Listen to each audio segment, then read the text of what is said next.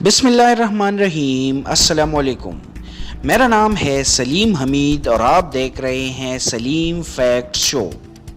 मुअज़्ज़िज़ दोस्तों, the web bag की कहानी दूसरी जंग अज़ीम की एक सच्ची दास्तान पर मबनी है।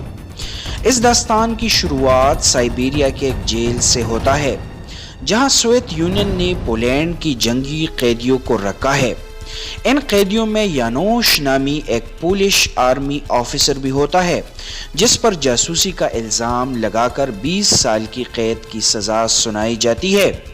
यानोश अपनी दूसरी कैदी साथियों के साथ एक कैंप में दरख्तों को काटने का काम करता है और फिर शाम को जेल वापस लौट जाते हैं। दोस्तों, साइबेरिया का टेम्परेचर इतना कम होता है कि अगर कोई कैदी इस जेल से भागने की कोशिश भी करे तो वो माहौल की सख्तियों से चंद ही घंटों में मुंजमद होकर मर जाता है। इसलिए कोई भी कैदी इस जेल से भागने के बारे में सोच भी नहीं सकता, बल्कि पूरी साइबेरिया उनके लिए एक जेल की तरह है। दोस्तों, साइबेरिया के इस जेल में यानोश की मुलाकात एक एक्टर से हो जाता है, जो कई सालों से यहाँ भागने की मंसूबी बना रहा है, और वो यानोश से सर्दियाँ ख़त्म होने के बाद भागने का मंसूबा बनाता है। लेकिन बाद में इस सच्ची कहानी की दूसरी किरदार मिस्टर स्मिथ यानोश से मिल लेता है और उसे एक्टर के बारे में बताता है कि वो सिर्फ इन मंसूबों से ज़िंदा रहने की कोशिश करता है, लेकिन वो कभी भागेगा नहीं, बल्कि वो एक झूठा है। इसी तरह यानोश मिस्टर स्मिथ के साथ साइबेरिया से इंडिया तक एक लंबे सफ़र का मंसूबा बना लेता है। इस मंसूबे में उनके साथ मजीद 5 लोग भी शामिल हो जाते हैं, जिनमें वोल्का, जो कि एक क्रिमिनल है, एक फनकार, एक आर्टिस्ट और एक अंधा, जिसको रात के वक्त कुछ नज़र नहीं आता। इस तवील सफ़र का आगाज़ एक तूफ़ानी बर्फीली रात से होता है। यानोश फैसला कर लेता है कि इस तूफ़ानी रात में निकलने का एक फ़ायदा ये भी है कि गार्ड्स उनके पैरों के निशान को ट्रेस नहीं कर पाएंगे। इसी तरह ये टीम उस तूफ़ानी रात को इस जेल से भागने में कामयाब हो जाते हैं। एक रात के सफ़र के बाद वो इस जेल से 30 किलोमीटर दूर भाग चुके हैं, लेकिन उनका सफ़र लंबा है। दूसरी रात उनका एक साथी मर जाता है। ये वही है जिसको अंधेरे में कुछ दिखाई नहीं देता। उनके पास खाने के लिए कुछ भी नहीं है, बल्कि शिकार करते हैं, मछलियां पकड़ते हैं, यहाँ तक कि कीड़े मकोड़े खा लेते हैं।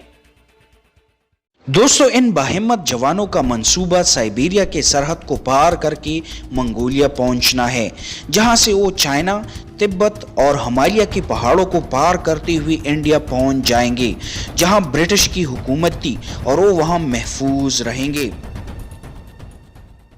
लेकिन दोस्तों, ये सफ़र इतना आसान नहीं था। साइबेरिया से इंडिया तक 6400 किलोमीटर का फासला है और बीच में माहौल की सख्तियाँ, भूख प्यास और सरहदों पर मौजूद गार्ड्स के खतरे उनका इंतज़ार कर रहे थे।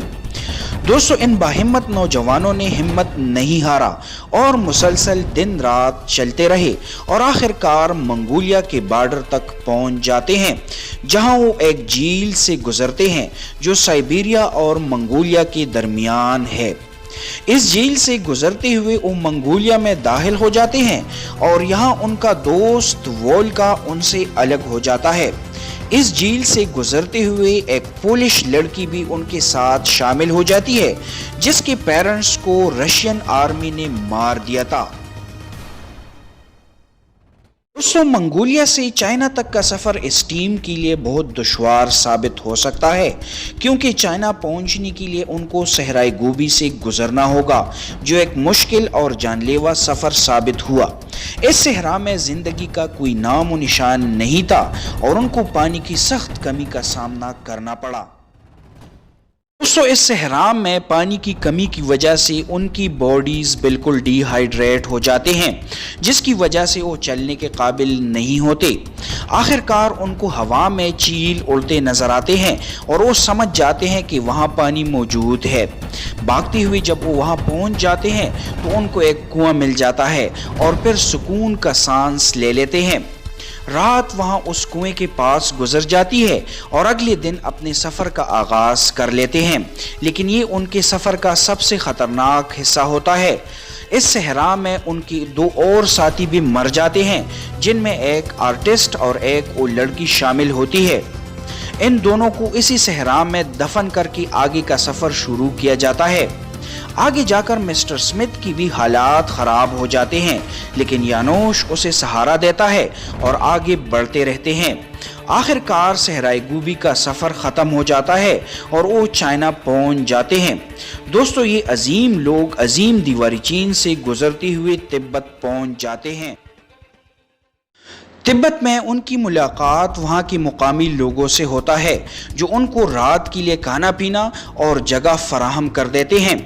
دوستو، یہاں سے ان کے ایک نئے سفر کا آغاز ہوتا ہے، جس میں ان کو ہمالیہ کے پہاڑی سلسلے کو پار کر کے انڈیا پہنچنا تھا اور پھر سے ان کے سامنے آسمان کو چھونے والے پہاڑ اور برف کے تہوں سے گزرنا تھا۔